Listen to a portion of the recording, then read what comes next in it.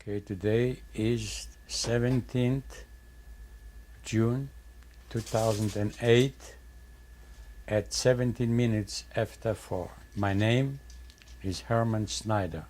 I was born 1/1/1921. I was born in Poland. I was born in a town on the outskirts east of Vilnius. Till 1939 it was Poland. Now it's the capital of Lithuania. I was brought up in a town.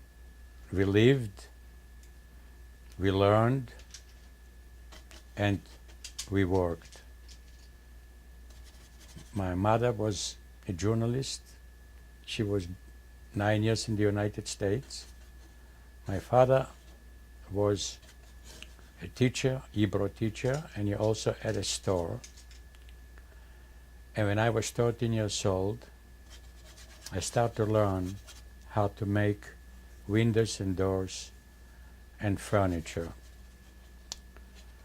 I was supporting myself when I was 15 years old, and we lived this so-called normal life in Poland. I could never imagine what the future will bring to us. By the time came, it was September 17, 1939, when the Soviet Union came to us. We lived for almost 2 years, till June 22nd, 1941. June 22nd, 1941, the Germans came to us.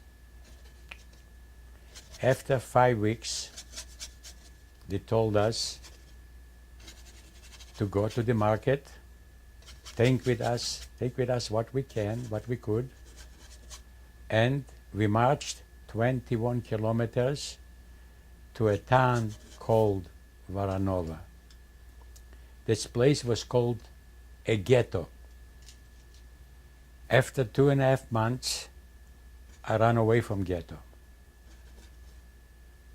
And I lived in the woods, trying to survive. Sometimes we had food, sometimes we didn't. Life was going on. And by 1942-43, we were getting some papers. We read the papers that the Soviet Union is winning the war against the Germans. The zest for life became even more important to us because there's no substitute for life. To me, life was everything. And then we were always going east, 12 of us. And we came to the Soviet Union, the occupied land in the Second World War by the Red Army, and they let us in. And then they asked us if we want to go to the army. 3 of them did. I said I had a trade, so they put me in a shop, and I was making bombs, boxes for the bomb to send to the front.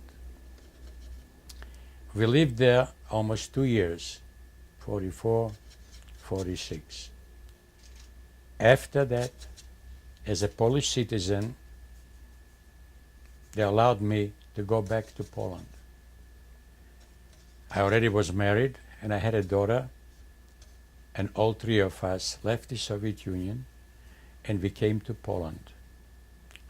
In June 1946, I read the Polish papers that 41 dead and 82 wounded Jews because they came to get their homes, or it was their parents, or it was theirs because they survived. That's why they killed them. Same day, we left Poland and we entered Czechoslovakia. from Czechoslovakia, we went to West Germany, the town they called Regensburg. From Regensburg, we went to another town of Saale, and then we lived in München, then back in Saale for 3.5 years. Then my family in the United States, in Mount Pleasant, Pennsylvania, they find out that I survived. It took 3.5 years because I remembered Sam Levin, 600 Main Street, Mount Pleasant, USA, but I forgot PA. Till a Jewish lawyer came to Germany and I told him the story. I gave him all the names for my family. Went back to New York. He found out my relatives. Right away, they sent me money, packages, and 3 visas for me, for my wife and my daughter to come to the United States. On April 6th, 1949, we arrived in New York, Ellis Island, and my 2 cousins, Leonard Levin, Leonard Postas, picked me up and they brought me to Mount Pleasant, Pennsylvania. As a cabinet maker, I started working for 75 cents an hour, 80 cents an hour, $1 an hour. And then I couldn't make a living out of that, so I started learning to be a carpenter. I started doing carpenter work and helped to build homes for the contractors. Later on, after 5 years, I started to learn how to read blueprints from Carnegie Mellon students. And then when I learned how to be a carpenter and I knew how to read blueprints and calculations, then I became a general contractor and I started building homes on my own. And I succeeded. I made a good living. I educated 3 children. They all got doctor's degrees. And they are working. And I am 88 and I'm still working. What else you want to know? Oh, life can be so good. No, almost perfect if you understand what life is all about and why we are here. All the accomplishment in the last 100 or 150 years by man. In the last 100 years, we got everything. If everything would be used for the interest of man, for all men, gasoline would be 20 cents a gallon. Food would be cheap. Don't have to worry about not having money to go to the hospital, but you don't have to pay. Oh, I never worked so hard, I never sat so long on a chair. I'm always on the go. Yeah.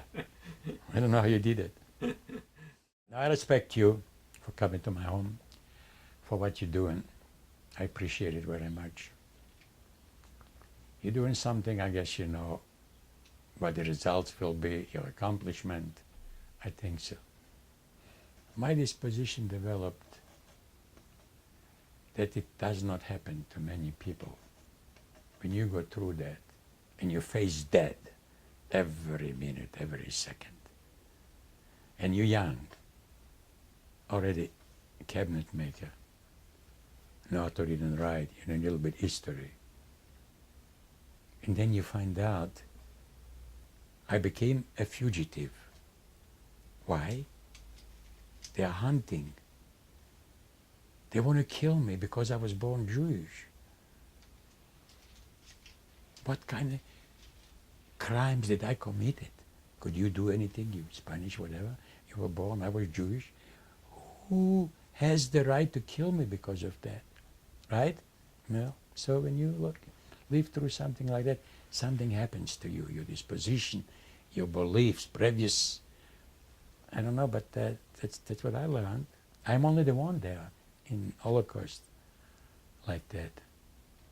They are still, most of them believe in God, religious, same as they were in Europe, and they criticize me for my beliefs. Well, it's their prerogative, I guess. Let them think the way they want. Oh my God. What a man you have. Oh my, can I call the family? Yeah, just first. Oh yeah, oh, oh my. What a talent you have. You're good at that. 90-year-old man. Doesn't look good for 90. Doesn't look too bad for 90. Oh my, oh my. Well, my children will live it. And I'm gone. Here's my dad. He was alive once. He loved life. He did everything for us what he wanted it. He sent us to school. He loved us. And now, he's gone. Look at the memory we have from him. That's the way he was at 90 years of age. Not too bad.